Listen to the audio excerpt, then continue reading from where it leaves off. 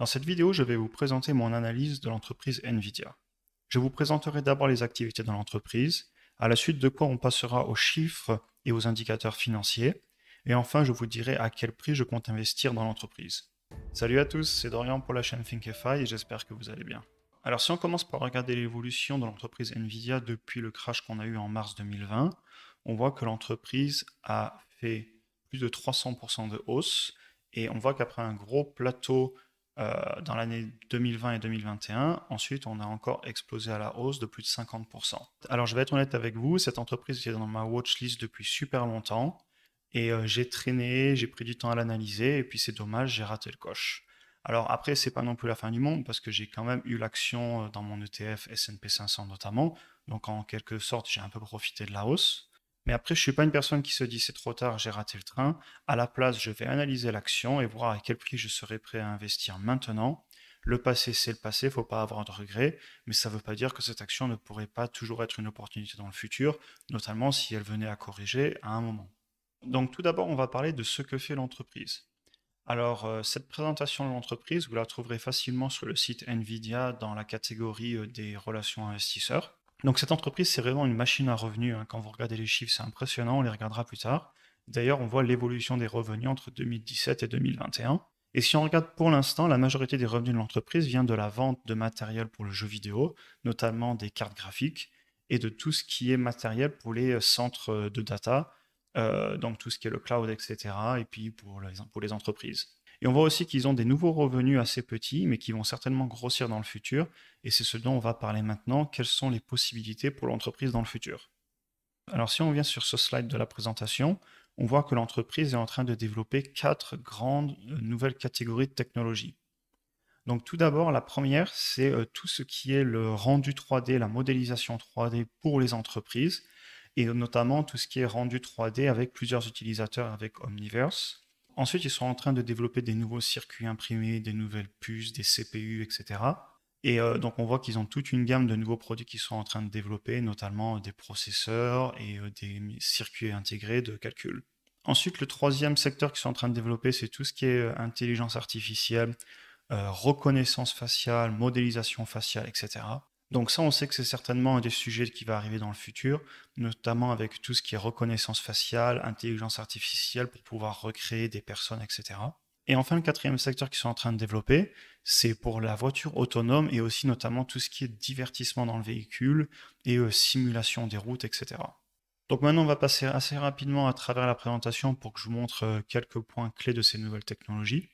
Donc, comme je vous le disais, on voit qu'ils sont en train de développer des nouvelles gammes de processeurs qui vont sortir entre 2023 et 2025, et ils sont aussi en train de continuer à développer encore et toujours leurs cartes graphiques, sachant que les cartes graphiques, c'est pas que pour les joueurs, mais c'est aussi pour les pros. Donc ensuite, ils sont aussi en train de développer tout ce qui est hardware, donc notamment tout ce qui est pour l'intelligence artificielle, le cloud, ça c'est dans leur data center, comme on le voyait plus tôt, c'est une grosse partie de leurs revenus. Ils ont aussi des cartes 5G industrielles pour mettre dans les usines, etc., et aussi de l'électronique pour tout ce qui est robotique.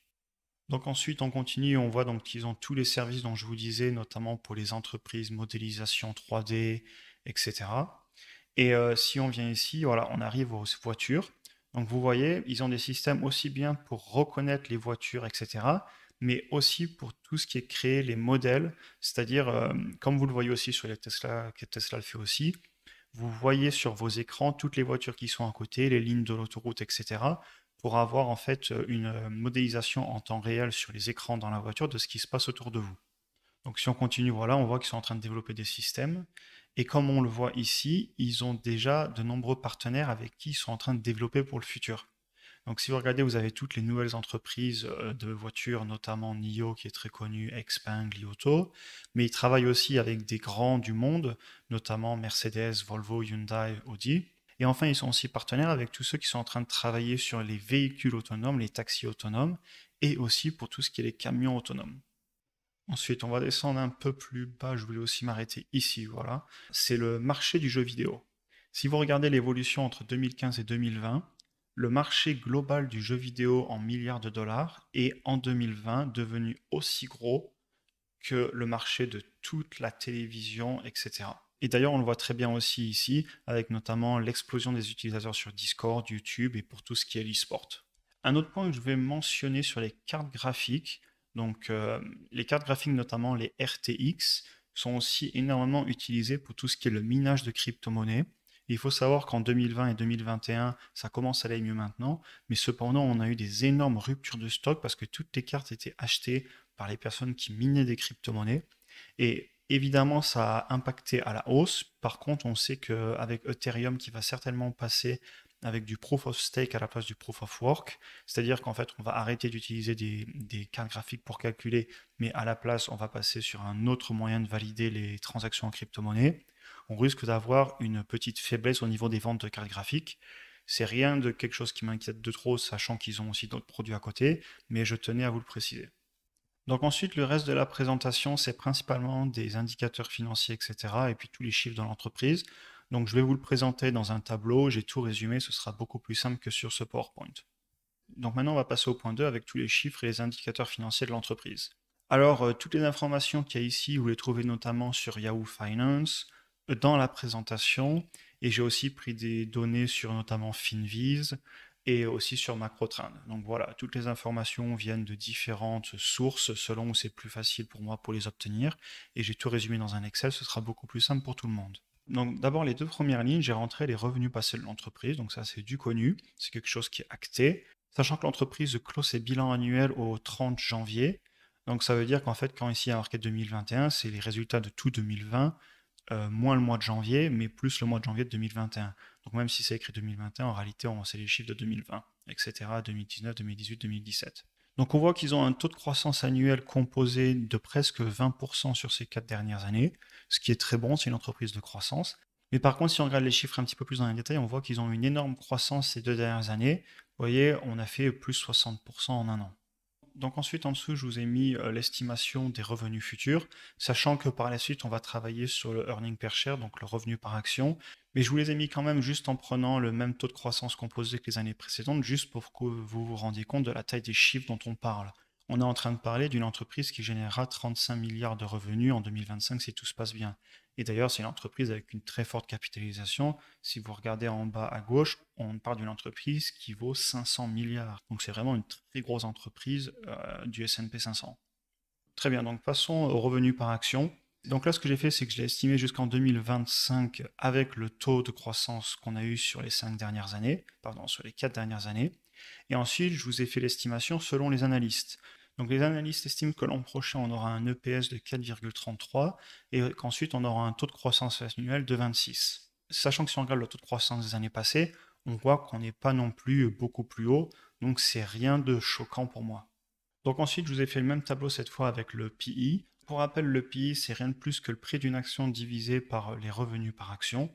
Et donc on voit que si on achète l'action aujourd'hui à 201,88 $, on aura en théorie en 2025, si on conserve la même croissance, un PI de 46 et selon les analystes, un PI de 33. Donc avant de passer au troisième point qui est le prix que je serais prêt à payer, on va juste regarder la dette et le cash. Donc on voit qu'ils ont 11,5 fois plus de cash dans les comptes en banque que ce qu'ils ont de dettes à rembourser.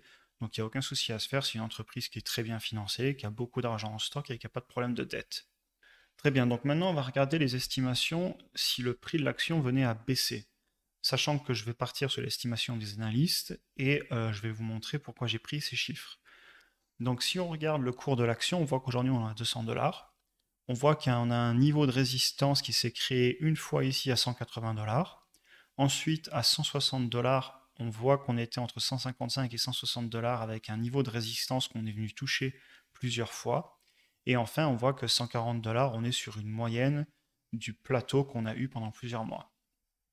Alors, comme je le dis à chaque fois, l'analyse technique, pour moi, c'est pas quelque chose qui est basé sur les fondamentaux. Cependant, c'est quelque chose qu'il faut prendre en compte parce que vu que tout le monde l'utilise, il y a des biais psychologiques et c'est pas pour rien que l'entreprise vienne toucher plusieurs fois des plus hauts historiques avant de casser à la hausse. C'est tout simplement parce que tout le monde l'utilise, donc on retrouve les mêmes pics. Ainsi, ce que je veux vous dire, c'est qu'il serait pas étonnant que l'entreprise vienne redescendre sur ce plateau ici, sachant qu'on voit qu'on avait une très belle résistance sur les 120 $ et qu'on avait une moyenne autour des 140 $. D'ailleurs, pour ça qu'ici, je vous ai mis, vous voyez, 140, 160. Je ne pense pas qu'on ira beaucoup plus bas, sauf s'il y a une très mauvaise nouvelle et un gros crash global du marché.